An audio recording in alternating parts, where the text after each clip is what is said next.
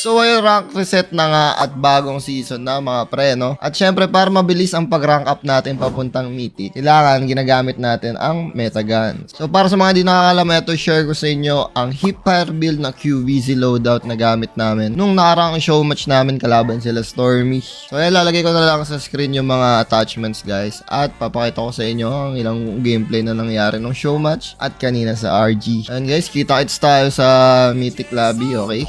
Sirahan kid ata tayo. Hindi ko i-push to. Bulog Down to ako. down to Sa akin, no yung zero sa akin. Nice one, natuluyan si Blue. Nice one, nice one. Tuloy ako. Ayun, patay. Wag, Anton, wag. Dong.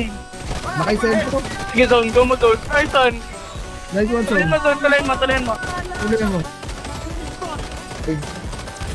Wala ka ng pambiling armor.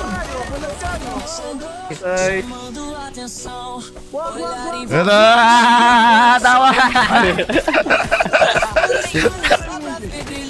Bato. Puro low yan. Isa pa. Nice. Nandun taas. Ah! Oh, Low shit. yan lahat. Low yan lahat. Low yan lahat.